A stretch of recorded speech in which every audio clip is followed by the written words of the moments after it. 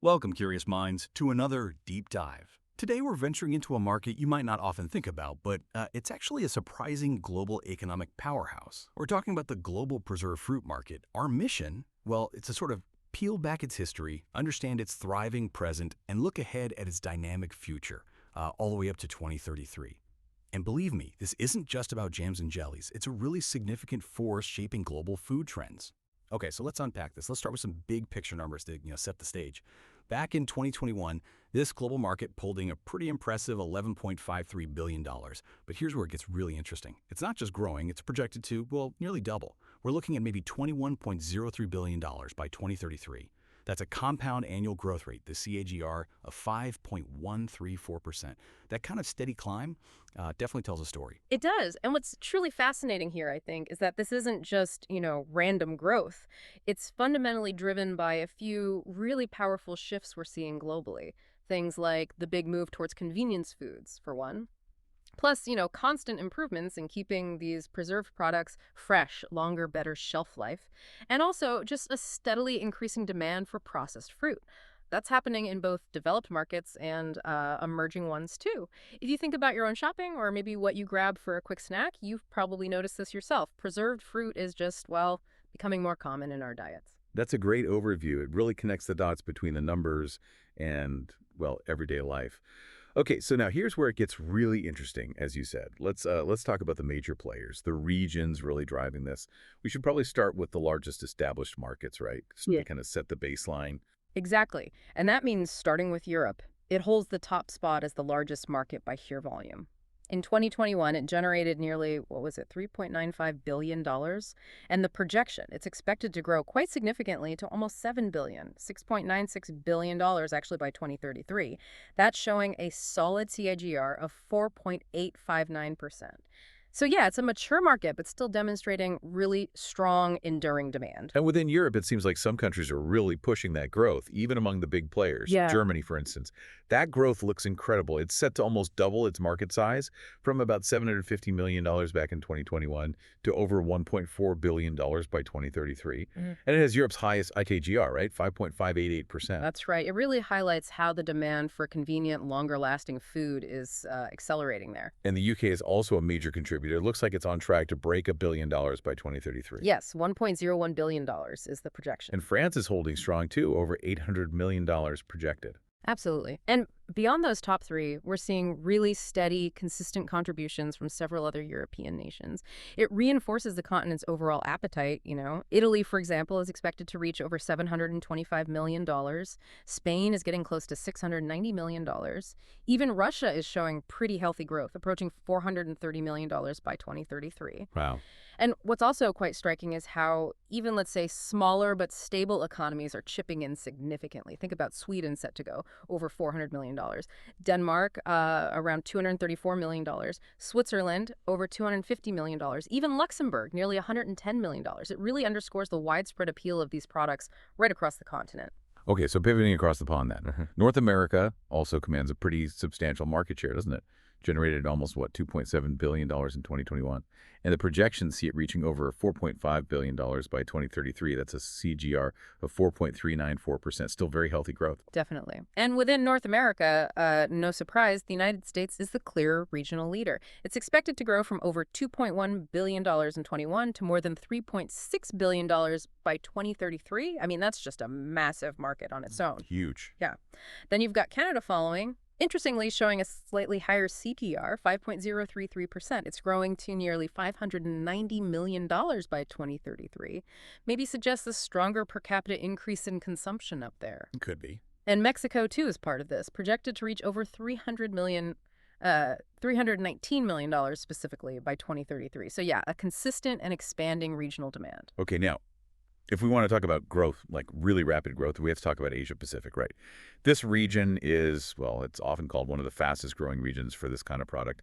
The numbers are pretty staggering. It's projected to nearly double its market size, jumping from almost $2.9 billion in 2021 to get this $5.85 billion by 2033. That's an impressive KGR of 6.043%. What's really fueling that kind of explosion over there? Yeah. That is the big growth story. And it's largely about, well, a couple of key things. Urbanization is a huge factor, and also a rapidly expanding middle class that's adopting, new dietary habits, more convenience-focused. China, for instance, truly dominates the region. Its revenue is soaring, projected over $1.6 billion by 2033. That's with a 6.26% CAGR. Very strong. Okay. But then you look at India. India is genuinely a booming market here. Its market is set to more than double, from just over $400 million in 2021 to over $900 million by 2033. And look at that CAGR, an incredible 6.885%. Wow, almost 7%. Exactly. This rapid adoption is really fueled by, well, the sheer scale of their populations moving into cities and looking for convenient, shelf-stable food options. And it's not just China and India, though they're obviously huge. Other strong growth markets in the region, too. Japan looks significant, set to reach over $880 million. South Korea approaching $480 million. And Australia nearing $400 million. That's right. And it's also worth noting the really rapid expansion in economies like Singapore, the broader Southeast Asia region, and Taiwan as well. All of those are posting KGRs above 6%. So it's widespread growth. It is. Wow. And it's not just about, people buying more canned fruit. It's about how preserved fruits are getting integrated into all sorts of new product lines. Think snack bars, ready meals, even as ingredients in other processed foods. That's what really fuels this kind of expansion, especially in a region that's always on the move. Okay, that makes a lot of sense. So that brings us to the emerging markets, the sort of new frontiers. Yeah. Let's shift down to South America. This region is climbing steadily. From nearly $800 million in 2021, projected to hit $1.48 billion by 2033. That's a solid CGR of 5.403%. Maybe sometimes overlooked, but still a substantial contributor. Definitely overlooked sometimes, but yes, quite substantial. Brazil continues to lead the continent there. Its market's expected to grow to over $600 million by 2033. And we also see really steady, healthy growth in places like Argentina. That's got a 5.92% CAGR. Chile, 5.592%. Colombia, 4.768%. So while the absolute numbers might seem smaller compared to, say, Europe or North America, the consistent growth across these diverse economies, it really speaks volumes about evolving consumer tastes there, too. Right. Now, what about the Middle East? Also showing strong expansion, it seems. Valued at just over $630 million in 2021, projected to reach nearly $1.2 billion by 2033. That's driven by a robust REGR of 5.304%. Are there, unique drivers there compared to other regions? Yeah, absolutely. There are some specific factors. Saudi Arabia is leading the charge, set to grow to over $300 million by 2033. Turkey is also a significant player. Its CAGR is over 5.6%. And the UAE shows a really sharp jump, approaching $200 million. The drivers here are pretty clear. There's a growing reliance on food imports generally. And coupled with that, increasing consumer demand for products with longer shelf life, especially in a region where, fresh produce can often be challenging because of the climate. Oh. So convenience and, crucially, availability are paramount. Makes sense. And finally, Africa. You mentioned it's emerging as an important frontier for preserved fruit. Its market grew from over $560 million in 21 to a projected $1.04 billion by 2033. If it's a 4.836% CAGR. It does feel like this region holds, immense untapped potential. It truly does. South Africa plays a key role in this growth currently, expected to reach nearly $472 million by 2033. Nigeria is also contributing significantly, projected to hit almost $150 million by then.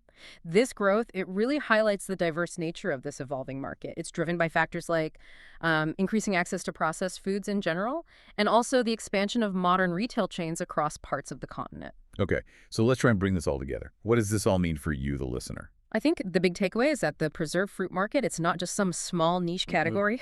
Not at all. It's globally thriving. It's growing at a significant pace across nearly every continent. It really is a quiet giant in the food industry. Yeah, that's a good way to put it. And if we connect this back to the bigger picture, those underlying drivers we talked about, they're powerful and pretty universal. You've got rising urbanization, changing dietary habits, increasingly favoring convenience, continuous innovations in food processing, packaging technology, and just strong, consistent demand from both retail, supermarkets and the food service sectors like restaurants and catering. So while North America and Europe, yes, they remain the largest markets by sheer volume right now, Asia Pacific is undeniably leading in terms of growth rate. That's where the future momentum seems to be strongest. And specific countries like India, China, Brazil too, they are clearly emerging as the primary growth engines in this really dynamic space. Well, this has been a fascinating deep dive, really peeling back the layers of the global preserved fruit market. Thank you for joining us. It's genuinely surprising sometimes to see the sheer scale and the dynamic growth of industries we might overlook day to day. It is, and maybe it raises an important question for you to consider as you go about your day. How might these really pervasive trends in preserved foods trends driven so much by convenience and shelf life, how might they shape global food security? Or even, cultural dietary shifts in the coming decades? Beyond just the economic numbers we've discussed, is this reliance on convenience always a sustainable path for, say, nutrition or traditional foodways? It's definitely something to mull over as our food systems continue to change. It's pretty amazing when you stop and think about it, how often preserved fruits are part of our daily lives. Like really quietly, but they're there, that bit of flavor in your yogurt in the morning, or what makes a pastry really work, sometimes even in your cereal. We often don't even give it a second thought. So today, we're going to peel back the layers, take a real deep dive into something pretty central to our food system, the preserved fruit market dynamics and trends. And for this deep dive, we're drawing on a really comprehensive analysis from cognitive market research. Right. And our mission today, for you listening, if you're curious about what shapes the global food scene, is to pull out the key insights from that research. We want to give you a really clear picture of what's driving this market, the big challenges it's up against, and also the exciting trends shaping where it's headed. Think about how things like innovation, health trends, global logistics, they're all mixing together and redefining how we actually consume these fruit products and how they get to us. Okay, let's unpack this then. Let's start at the beginning. Hmm. The basic advantages. What makes preserved fruits so, well, essential? Well, the obvious one is extended shelf life, right? Yeah. That's huge. But maybe the real game changer, especially for producers, is how it cuts down risk massively and opens up markets. I mean, think about a small bakery, maybe somewhere a bit remote. Preserved fruits mean they can offer fancy items all year round without worrying so much about spoilage costs. That opens doors that were just shut before because of seasons or difficult logistics for fresh stuff. Ah, right. So it's not just convenience for us, the consumers. It's kind of democratizing access to these fruit ingredients globally, even in places where fresh fruit delivery is a nightmare. That's a really strong point. And it's not like we're mostly just eating preserved fruit from a jar, are we? It feels like they often just disappear into other things we eat. They become sort of invisible ingredients. How big is that integration, really? Yeah, you've hit on something key there. Their invisibility is actually, proof of how incredibly versatile they are. The market's growing like crazy, not just from those jars on the supermarket shelf, but because they're used everywhere as a basic ingredient. Bakery, confectionery, dairy. Like fillings and things. Exactly. That natural fruit flavor in your yogurt. Yeah. The filling in that pastry, that's always the same consistency. Even sometimes the sweetness in cereal. Often that's a preserved fruit being used really cleverly. It gives a reliable taste, reliable texture that, honestly, fresh produce just can't deliver at scale day in, day out. Okay, so convenience, consistency, huge drivers. But what about this other massive factor we keep hearing about, the whole consumer focus on health? Does that make things more complicated for preserved fruits? Or maybe does it actually help them in some ways? Well, it absolutely complicates things, no doubt. But it also really sparks innovation. We're seeing this major shift towards health-conscious snacking. People are actively looking for alternatives to sugary processed stuff. Right, less sugar, more natural. Exactly. So preserved fruits, especially the ones that are organic or maybe boast, minimal added sugars, they're becoming a really popular choice for health-aware shoppers. And that demand, it's not just a fleeting trend. It's pushing manufacturers, really forcing them to create more clean label options. Clean label, meaning? Meaning simpler ingredients, Yeah. stuff you recognize, more transparency about where it comes from, what's in it, better nutritional value. That's what people want now. Okay, but every market, no matter how good things seem, always has its challenges, hurdles to overcome. And with preserved fruits, I imagine one big concern pops up immediately for those health-conscious consumers we were just talking about. Yeah, and this brings up a really important question. Yeah. What about all the sugar and the additives? In many of the traditional preserved fruit products, people watching their health, maybe with dietary restrictions, diabetes, Yeah. they often pause when they see products loaded with heavy syrups or artificial preservatives. Understandably. And frankly, unless the industry widely adopts cleaner, more innovative ways to preserve the fruit, that could definitely hold back growth. It risks alienating a big chunk of potential buyers. So if people are getting picky about ingredients, how does the competition look? Are preserved fruits really going head-to-head with fresh and frozen, or is it more nuanced than that? That's a great question. because it's not just a simple fight. Yes, fresh and frozen are major players, especially now you mentioned cold chain logistics. Think of that like a nonstop refrigerated highway for food. Yeah. Trucks, warehouses, store freezers, all connected, keeping things perfectly chilled. Right, that system's gotten so much better. Exactly. And because it's so robust now, frozen fruits can get pretty much anywhere and still retain almost all their natural nutrition. People are often surprised by the quality. So yeah, frozen is convenient, high quality. It's definitely challenging the more traditional preserved options. That makes me think of, those viral videos sometimes. Entire harvests just rotting because a truck broke down or something. It really shows how fragile the whole food supply chain can be, even for something we think of as stable, like preserved fruit. So even with preservation helping, there's still a basic vulnerability there, isn't there? In the supply chain itself. Oh, absolutely. It's a constant balancing act. Preservation helps bridge seasonal gaps, for Yeah. sure. But the raw material, the fresh fruit that's still tied to farming, Hmm. to harvest cycles, which are unpredictable, Weather, pests. all of it. A sudden freeze, a bad drought, even just like you said, a shipping container stuck in port.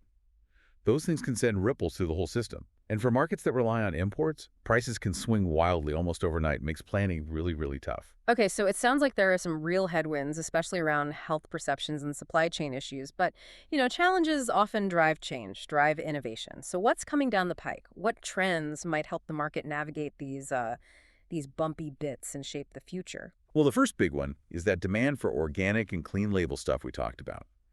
It's not just a niche thing anymore, it's surging. Consumers, especially you see this in North America and Europe, they want transparency, Yeah. like real transparency. How is it grown? What exactly is in this jar? No funny business with ingredients. Right. Products free from artificial colors, preservatives, loads of added sugar. They're not just gaining ground, they're forcing companies to completely rethink how they make things. It's a real shift in what's considered acceptable. And it's not just what's in the product, right? It's also how we get it. How's technology changing things there? Our access, our experience. Yeah, what's really fascinating there is just the explosion of e-commerce Hmm. and direct-to-consumer models. Selling straight to people online. Exactly. Digital platforms aren't just making preserved fruits easier to buy, they're creating totally new experiences. Think about subscription boxes with curated fruit snacks tailored to your tastes, or online shops letting you mix and match your own fruit blends. Plus, smart digital marketing, really nice packaging. It's making preserved fruits a hot item online. It's expanding the market by bringing it right to your door. And finally, what about the actual process? The science bit. Preserving the fruit, packaging it. Are there big changes happening there? Oh, definitely. There's some incredible innovation in packaging and preservation methods. Is really changing the game in terms of quality and environmental impact, too. Manufacturers are tackling freshness and sustainability. You're seeing things like multi-layer vacuum packs to keep things fresh way longer. And greener packaging? Yes, and greener packaging, biodegradable containers, things like that. Plus, the techniques themselves are getting better. Things like freeze drying that removes water while it's frozen so it locks in nutrients and texture really well. Kind of like astronaut food. Sort of, yeah. And aseptic packaging, sterilizing the food and the package separately before putting them together. That keeps flavor and nutrients incredibly well. It means you can get something that's almost near fresh quality, but with all the convenience of being preserved. That keeps quality-conscious people happy. So wrapping this up, what does this all mean for you, our listener? Well, the preserved fruit market is clearly this really fascinating mix of rapid innovation, shifting health ideas, and pretty complex global logistics. It's definitely a more dynamic space than you might first think. Absolutely. And as you think about this deep dive we've done, maybe consider how it mirrors bigger themes across the whole global food system. It really highlights that constant, delicate balancing act, doesn't it, between convenience, health, sustainability, and what we as consumers actually want. To balance that's always shifting, always redefining what we eat, how it's made, and ultimately how it gets to our tables.